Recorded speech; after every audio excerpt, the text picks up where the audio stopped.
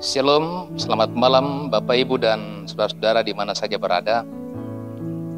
Kami kembali menjumpai Bapak Ibu melalui program Renungan Harian dan Doa Malam Gereja Toraja Jemaat Elim Balikpapan, edisi Rabu tanggal 7 Oktober tahun 2020. Mari dalam suasana sukacita ini kita menyiapkan hati kita untuk bersama-sama beribadah kepada Tuhan.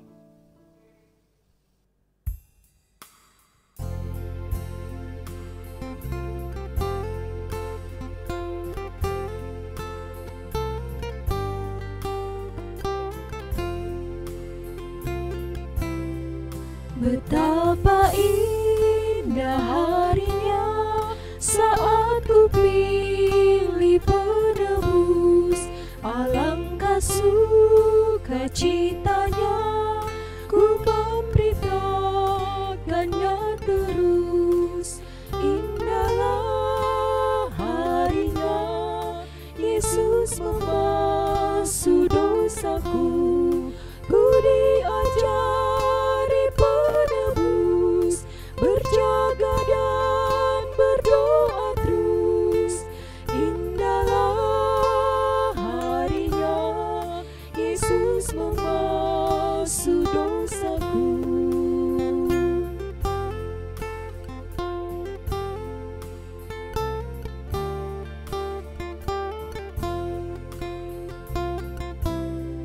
Betapa indah janjinya yang telah mengikat hatiku, ku beri kasihku padanya serta bernyanyi bersyukur. Indahlah harinya Yesus membasuh dosaku, ku diajari penebus, berjaga dan berdoa terus. Indahlah harinya Yesus membasuh dosaku.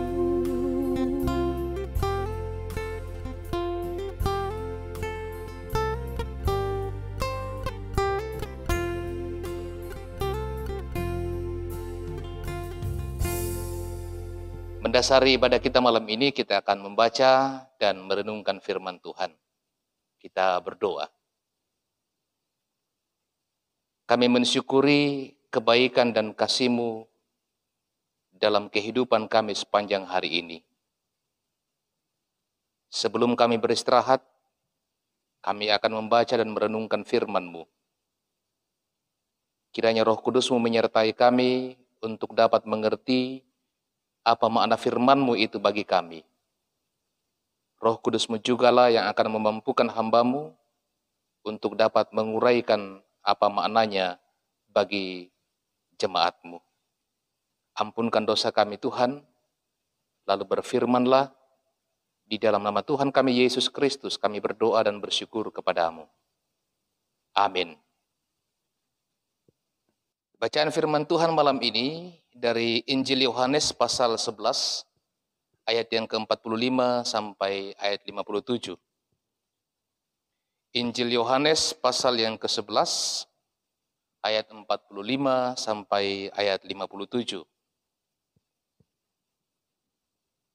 Persepakatan untuk membunuh Yesus. Firman Tuhan. Banyak di antara orang-orang Yahudi yang datang melawat Maria dan yang menyaksikan sendiri apa yang telah dibuat Yesus, percaya kepadanya.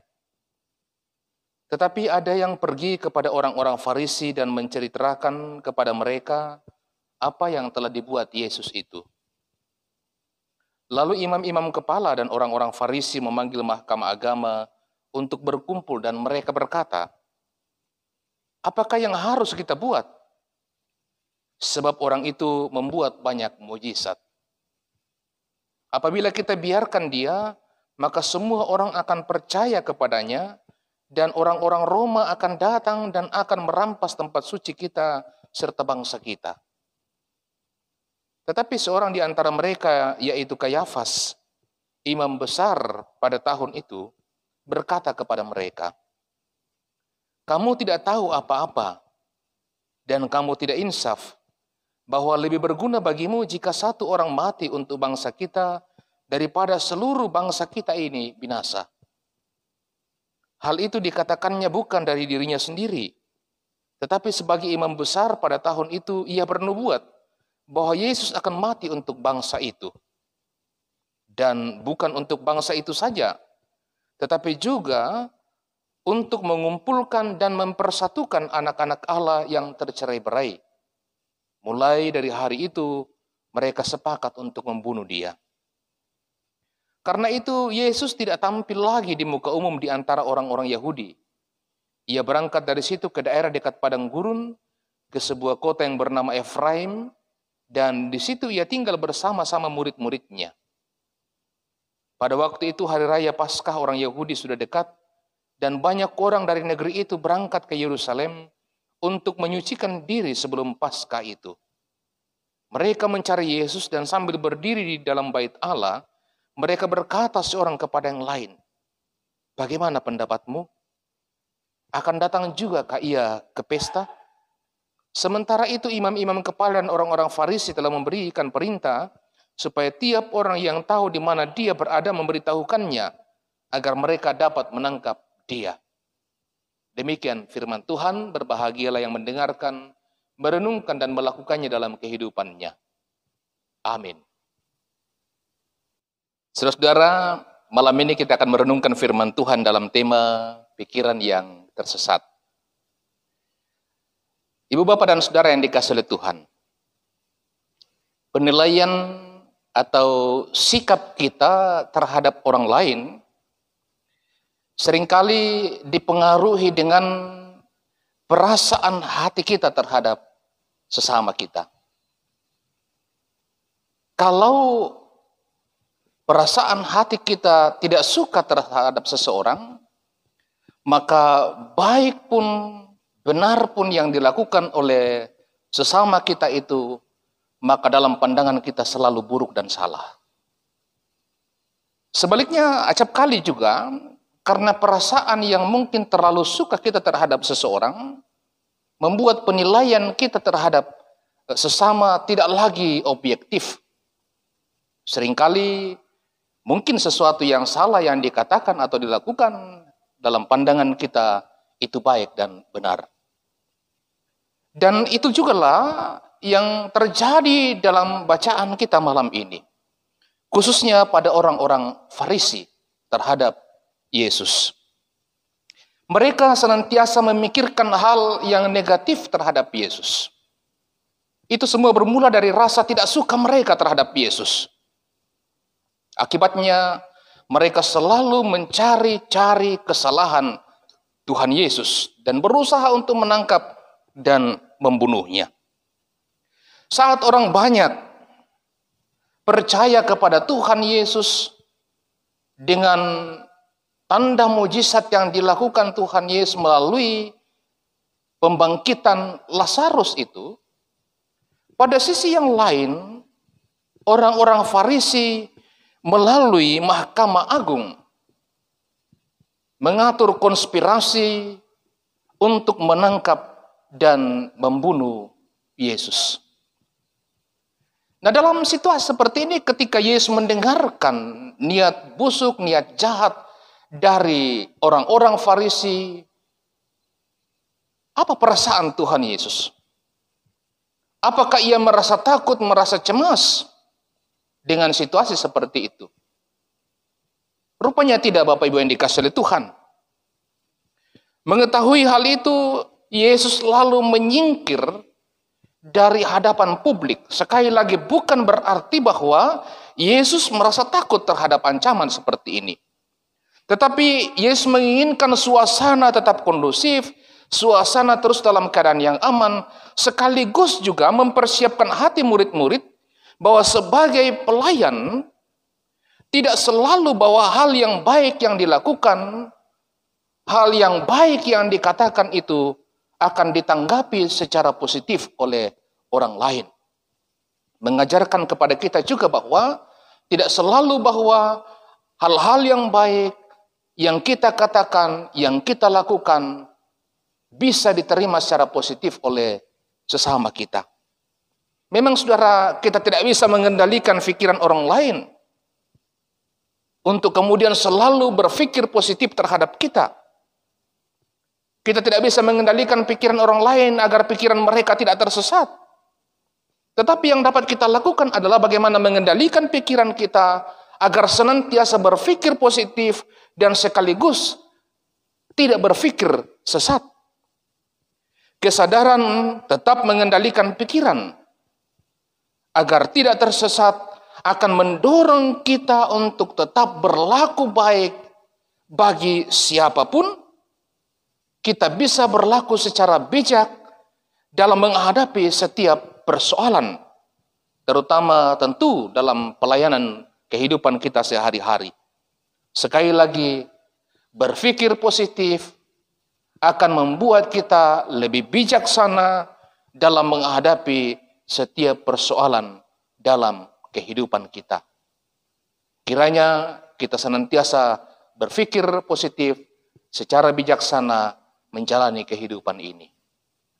Amin.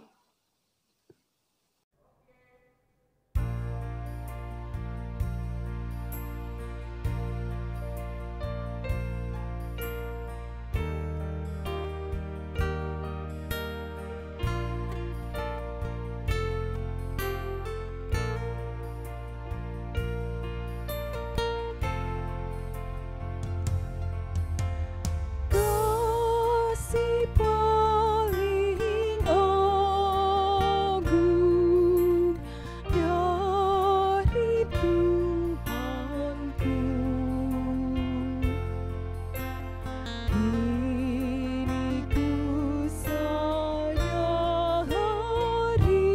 di dalam hatiku.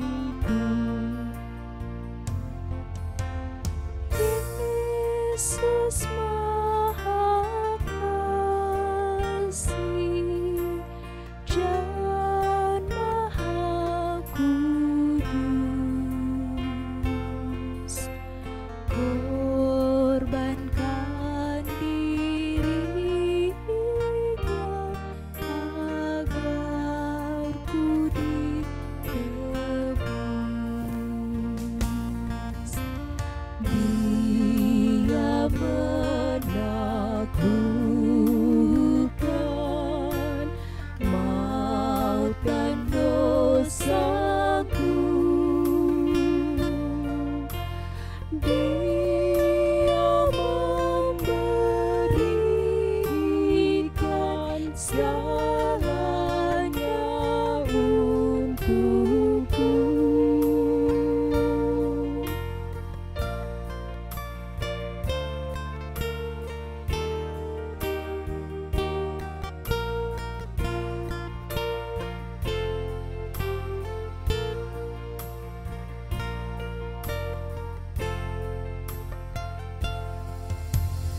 Ini kan ku ingat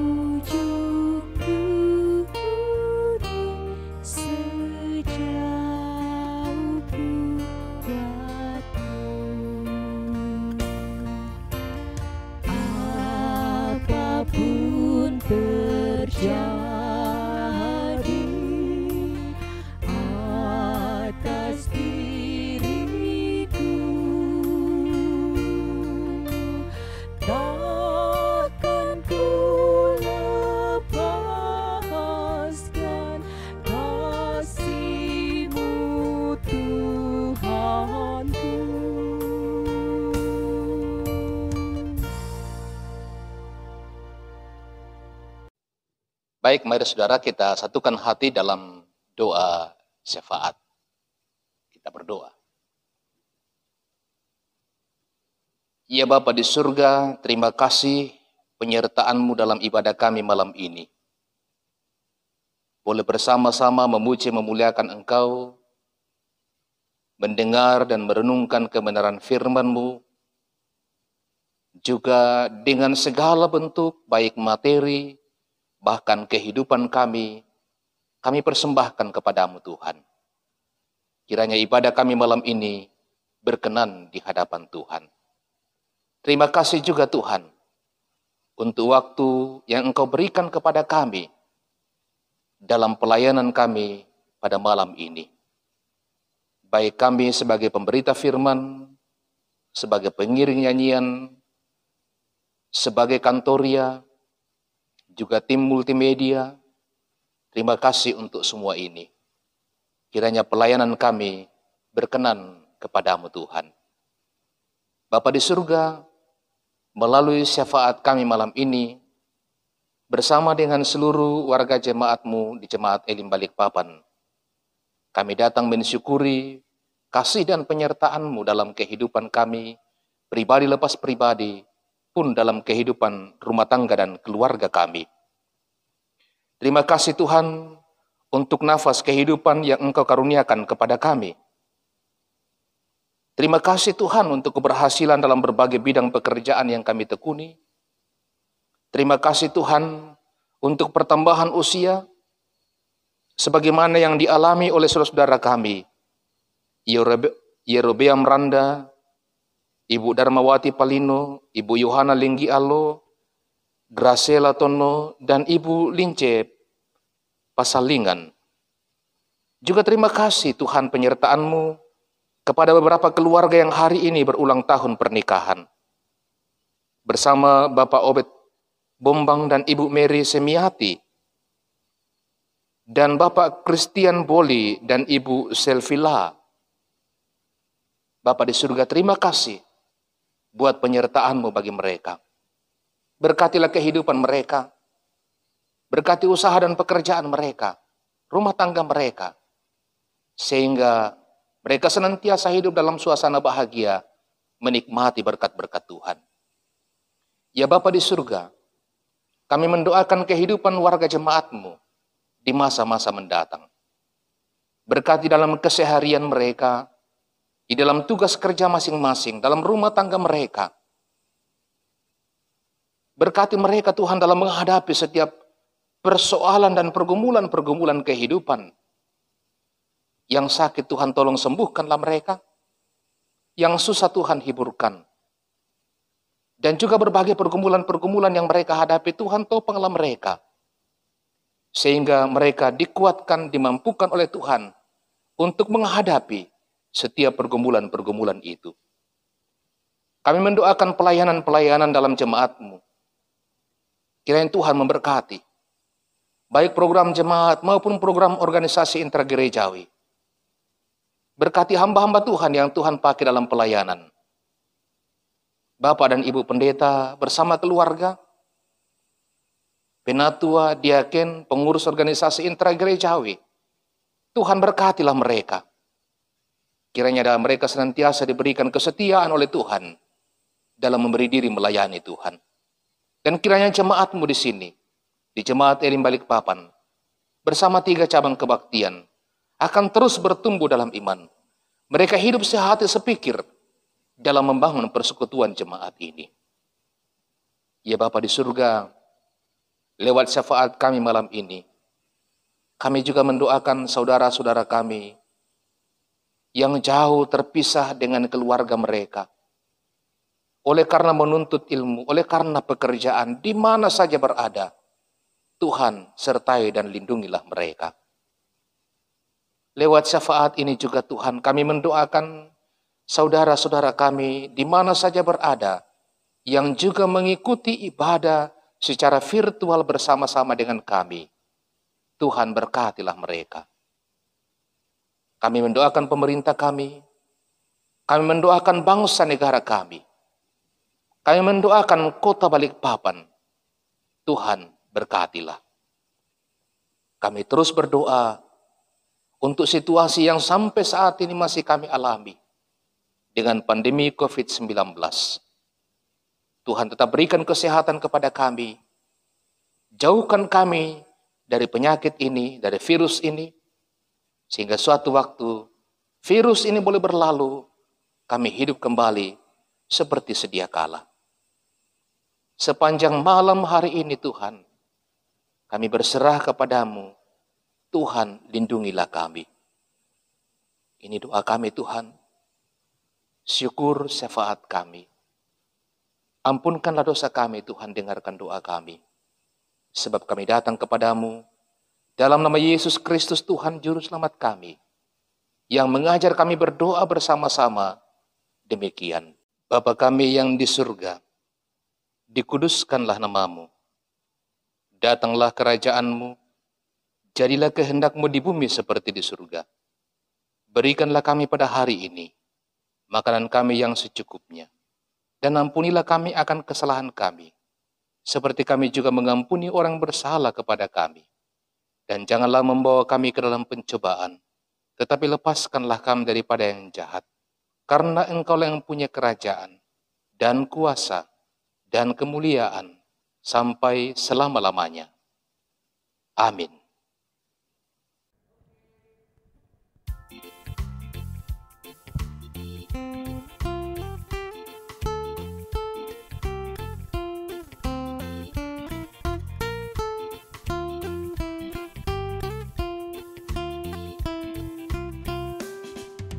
Yakinkan janji kau tak kulupakan.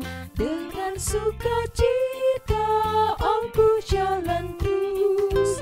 Dunia dan kawan tiada ku harapkan. Satu yang setia, Yesus penebus. Kau tidakkan aku lupakan. Aku memimpimu, aku membimbingmu. Kau tidakkan aku lupakan. Aku penolongmu. Yakinlah teguh.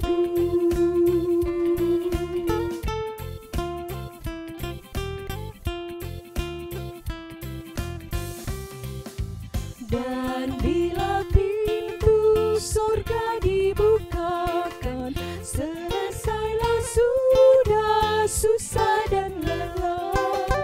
Kan ku dengarkan suara mengatakan, hamba yang setiawan, mari masuklah. Kau tidakkan aku lupakan. Aku memimpimu, aku membimbingmu. Kau tidakkan aku lupakan. Aku penolongmu. Yakinlah teguh.